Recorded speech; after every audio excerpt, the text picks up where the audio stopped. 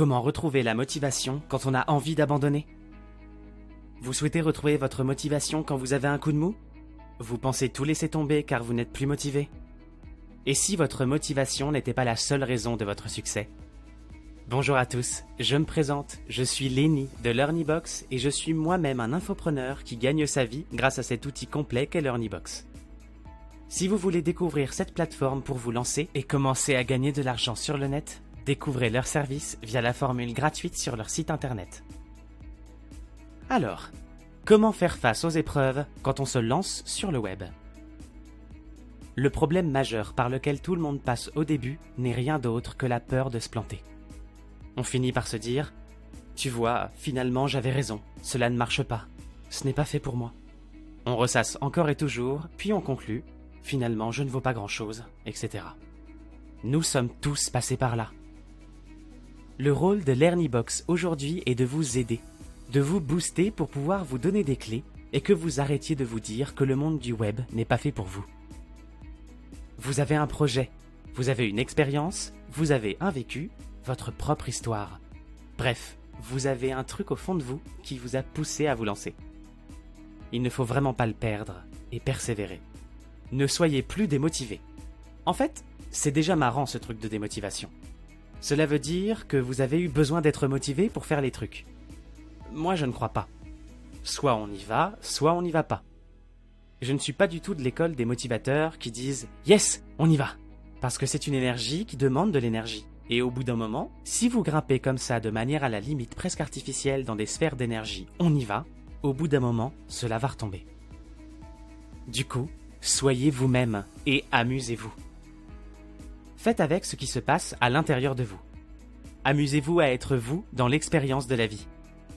Il n'y a pas de petites idées, il y a des idées qui peuvent vous venir en pleine nuit et qu'il faut noter sur un cahier en se disant « Je ne m'en rappellerai peut-être pas demain ». Ces idées-là peuvent être extraordinaires. Prenons le cas de Laurent Marchand, coach qui s'est lancé sur le net avec LearnyBox. Il nous dit « J'ai noté une idée en pleine nuit et le lendemain, j'ai regardé mon petit papier. J'ai fait plusieurs millions d'euros en 6 mois. » De la même manière, il existe des moments où on se plante, mais il ne faut pas en conclure que vous n'allez pas réussir, jamais. Pas de conclusion sur vous-même. Il faut savoir que vous êtes votre pire juge. Mais ne prenez pas en compte l'opinion des autres qui veulent vous rabaisser. Ils ne savent pas qui vous êtes à l'intérieur de vous. Ils vous voient à travers leurs yeux, leurs croyances, leur éducation. Laurent Marchand affirme même « Moi, je ne considère pas que ce que je fais me définit entièrement. » Nous sommes bien plus que nos actions. En plus d'être entrepreneur, vous êtes père, mère de famille, une amie et plein d'autres choses. Ne vous définissez pas à travers vos actions, mais à travers ce que vous êtes. Ne baissez jamais les bras. Ne pas se dévaloriser après un échec. Ce n'est pas parce que vous avez subi un échec que vous devez tout remettre en question. Si vous vous sentez au plus bas, il faut se bouger, se remettre dans le mouvement. Bien sûr, il y a des jours avec et des jours sans. Des jours où on est dedans et d'autres clairement pas. Les échecs n'existent que si on les définit, que si on les fait exister.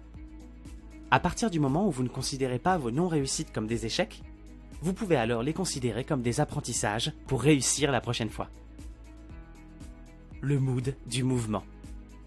Le problème, c'est l'impression de stagner. Ce moment où on commence à se dire que cela n'avance plus.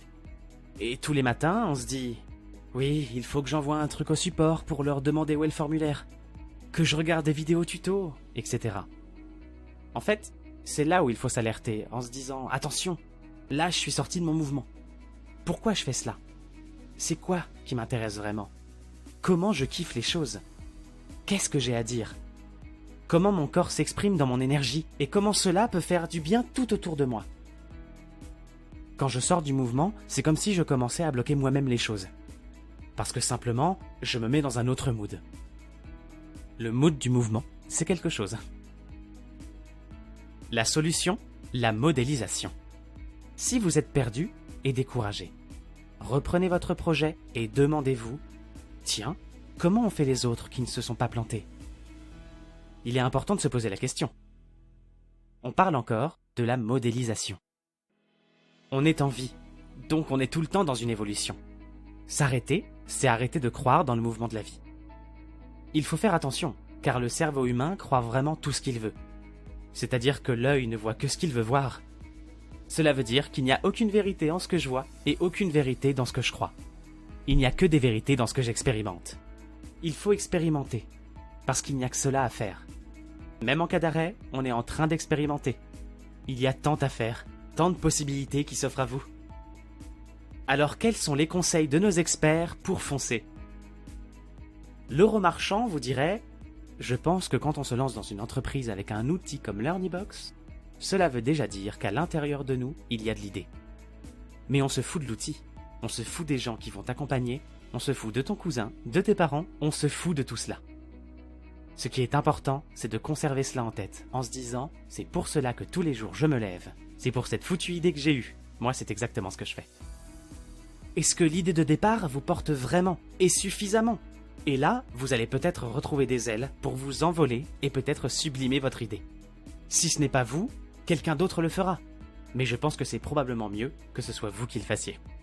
Faites comme Fabrice, qui a lancé sa formation en ligne de yoga et pilates. Ou encore comme Anthony, qui a lancé ses formations pour apprendre à communiquer sur YouTube.